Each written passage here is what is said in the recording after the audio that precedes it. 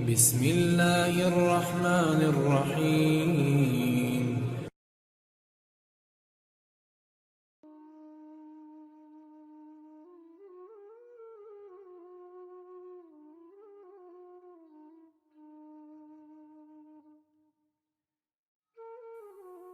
ایک بادشاہ فوت ہو گیا۔ اس کی وفات کے بعد اس کا بڑا بیٹا فوراً تخت پر قابض ہو گیا۔ بادشاہ کا دوسرا بیٹا بڑے بھائی سے خوف زدہ تھا۔ اس نے ملک چھوڑنے کا فیصلہ کر لیا۔ بادشاہ کا بیٹا اپنے 3 دوستوں کے ساتھ بیرون ملک روانہ ہو گیا۔ ان دوستوں میں سے ایک تاجر کا بیٹا، دوسرا کسان کا بیٹا، تیسرا ایک بہت خوبصورت نوجوان تھا۔ راستے میں بہتر مستقبل کے بارے میں سب دوست اپنی اپنی رائے پیش کرنے لگے۔ سب سے پہلے کسان کا بیٹا کہنے لگا، محنت سے انسان سب کچھ بنتا ہے، باقی سب باتیں بیکار ہیں۔ تاجر کے بیٹے نے ان الفاظ میں اپنی رائے کا اظہار کیا اور بولا، عقل اور حسن تدبیر سب سے بڑا ہتھیار ہے، یہ نہ ہو تو انسان ناکام ہے۔ اب نوجوان کی باری تھی۔ نوجوان گویا ہوا، حسن و جمال سب سے بڑی نعمت ہے۔ بادشاہ کا بیٹا اللہ کی ذات پر بھروسہ کرنے والا، نہایت تدبر تفکر کرنے والا انسان تھا۔ سب کی باتیں غور سے سننے کے بعد کہنے لگا، سب اپنی اپنی جگہ درست ہیں، مگر سب سے بڑی چیز اللہ کی رضا اور قدرت ہے۔ اس کی ذات کا فیصلہ ہی ہر چیز پر غالب ہے۔ جب تک ہمارا عقیدہ تقدیر پر مکمل نہ ہو، اس وقت تک راحت سکون حاصل نہیں ہو سکتا۔ کسان کا بیٹا کہنے لگا، ہمارے پاس کھانے پینے کے لیے کچھ نہیں، اب پتہ چلے گا کہ کس کی بات ٹھیک ہے۔ سب اپنی رائے آزماتے ہیں۔ یہ لوگ چلتے چلتے دوسرے ملک میں داخل ہو گئے۔ یہ لوگ اس شہر میں اجنبی تھے۔ انہوں نے ایک صحرا میں پڑاؤ ڈالا۔ پہلے دن انہوں نے کسان کے بیٹے کو کہا، آج ہم دیکھیں گے کہ محنت کے کیا فائدے ہیں، جاؤ اپنی محنت سے آج کے کھانے کا انتظام کرو۔ کسان کا بیٹا اٹھا اور جنگل کا رخ کیا، لکڑیاں توڑی اور شہر میں آ کر 2 درہم کی بیچ دیں۔ 1 درہم کا کھانا لیا، دوسرا درہم اپنے پاس محفوظ کر لیا۔ ساتھیوں کے پاس آ کر انہیں بھی کھلایا۔ سب نے اس کو شاباش دی۔ اگلے دن تاجر کے بیٹے کا نمبر تھا کہ وہ عقل اور حسن تدبیر کا مظاہرہ کرے۔ وہ اٹھا اور ساحل سمندر پر آیا۔ سمندر میں سامان سے لدی کشتی ساحل کی طرف آ رہی تھی۔ تاجر کا بیٹا کشتی میں بیٹھ گیا، دوسرے راستے سے چپکے سے لدی کشتی کے مالک کے پاس پہنچا، اسے سامان کا بھاؤ تاؤ کیا۔ ادھار پر سارا سامان 100 درہم میں خرید لیا۔ جب کشتی ساحل پر پہنچی تو مقامی تاجر انتظار میں تھے۔ تاجر کا بیٹا ان کے پاس آیا، سارا سامان 1100 درہم کے عوض بیچ دیا اور 100 درہم سامان کے مالک کو دیے اور باقی جیب میں ڈالے۔ دوستوں کے لیے بہترین کھانا لیا، ان کو خوب سیر کروائی۔ سب نے اس کے حسن تدبیر کی تعریف کی۔ اگلے دن خوبصورت نوجوان کا نمبر تھا، جس کا کہنا تھا انسان خوبصورتی کے بل بوتے پر کامیابی حاصل کرتا ہے۔ دوستوں نے کہا، آج ہم دیکھیں گے کہ آپ کا حسن ہم کو کیسے کھانا کھلائے گا۔ وہ اٹھا اور شہر کی طرف روانہ ہو گیا۔ ایک گھر کے باہر درخت کے نیچے بیٹھ گیا۔ اوپر سے ایک خاتون نے اسے کھڑکی سے جھانکا کہ ایک خوبصورت نوجوان پریشان بیٹھا ہے اور سوچ رہا ہے۔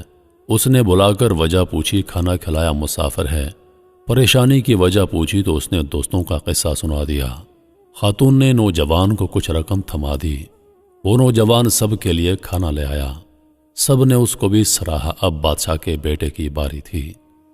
سب سوچنے لگے کہ کسان کے بیٹے نے بھی محنت کی اور تاجر نے بھی کیا، نوجوان نے بھی کچھ کر ہی لیا، مگر اب بادشاہ کا بیٹا جو کہتا ہے کہ اللہ کا فیصلہ رضا اور تقدیر ہر چیز پر غالب ہے، یہ کیا کر کے دکھائے گا۔ اب شہزادہ اللہ کا نام لیتا ہوا شہر میں داخل ہو گیا اور راستے کے کنارے جا بیٹھا۔ وہاں سے اسی ملک کے بادشاہ کا جنازہ لے جایا جا رہا تھا۔ وزراء، فوج اور پولیس جنازے کو کندھا دیے جا رہے تھے۔ شہزادے کو راستے میں بیٹھا دیکھ کر پولیس آفیسر نے اس کو ڈانٹا، شرم نہیں آتی؟ بادشاہ کا جنازہ جا رہا ہے اور تم اس طرح بیٹھے ہو۔ بادشاہ کو دفنانے کے بعد جب پولیس آفیسر واپس آیا تو دیکھا شہزادہ اب بھی وہیں بیٹھا ہے۔ تو فوراً اس کو گرفتار کر کے جیل میں ڈال دیا۔ اب دوست انتظار کر رہے تھے اور واپس نہ آ جانے کی وجہ سے قیاس آرائیاں کرنے لگے۔ وہ شہزادے کو ڈھونڈنے شہر کی طرف چل پڑے، لیکن شہزادہ جیل میں بند تھا۔ ادھر کابینہ کے وزراء مشیر جمع تھے کہ نئے بادشاہ کے انتخاب کے لیے غور و فکر کر رہے تھے کہ نیا بادشاہ بادشاہوں کے خاندان سے منتخب کیا جائے، عام آدمی منتخب نہ کیا جائے۔ مگر بادشاہ کا کوئی وارث نہیں تھا۔ بڑے وزیر نے اعلان کروایا کہ تم میں سے کوئی ہے جو بادشاہوں کے خاندان سے تعلق رکھتا ہو، وہ ہاتھ کھڑا کر دیں، مگر کابینہ میں کوئی ایسا بندہ نہ تھا۔ مگر پولیس آفیسر کہنے لگا، ایک بندہ ہے جس کو میں جانتا ہوں اور وہ میرے پاس جیل میں قید ہے، وہ شہزادہ معلوم ہوتا ہے۔ اس کو حاضر کرنے کا حکم ہوا۔ شہزادے کو کابینہ کے سامنے لایا گیا اور پوچھا، آپ کون ہو اور یہاں کس غرض سے آئے ہو؟ شہزادہ بولا، میں فلاں ملک کے بادشاہ کا بیٹا ہوں، باپ مر گیا اور بڑا بھائی بادشاہ بن گیا، میں اس سے خوف زدہ تھا، جان کے خوف سے ملک چھوڑ دیا۔ تمام کابینہ نے اس کی بات کو قبول کر لیا اور اس کے ہاتھ پر بیعت کر لی اور اسے اپنے ملک کا بادشاہ منتخب کر لیا۔ شہزادے کے منہ سے بے ساختہ نکلا، یقیناً اللہ کا فیصلہ تمام تدبیروں پر غالب ہے۔ اب وزراء نے بادشاہ کو ملک کی سیر کرانے کے لیے باہر نکالا۔ بادشاہ شہر میں گشت کر رہا تھا۔ لوگ بادشاہ کے پیچھے پیچھے بادشاہ زندہ باد کے نعرے بلند کرتے ہوئے جا رہے تھے۔ ادھر شہزادے کے دوست شہر میں اس کی تلاش میں نکلے۔ جب انہوں نے شہزادے کو اس حالت میں دیکھا تو سمجھ گئے اور بے ساختہ بول اٹھے، واقعی اللہ کا فیصلہ تمام تدبیروں سے بڑھ کر ہے۔ وہ بھی بادشاہ زندہ باد کے نعرے لگاتے ہوئے بادشاہ کے ساتھ ساتھ محل میں داخل ہو گئے۔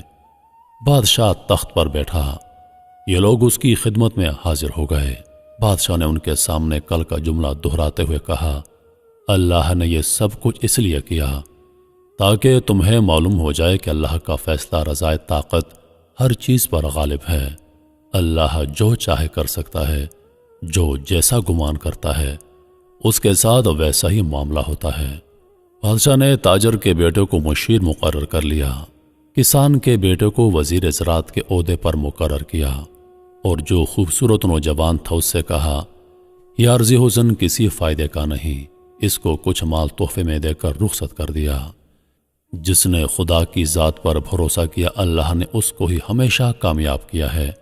آپ نے بھی تجربہ یا مشاہدہ کیا ہوگا کہ جو انسان مال، عقل اور حسن پر اعتماد کرتا ہے وہ اس کے باوجود ناکام ہو جاتا ہے۔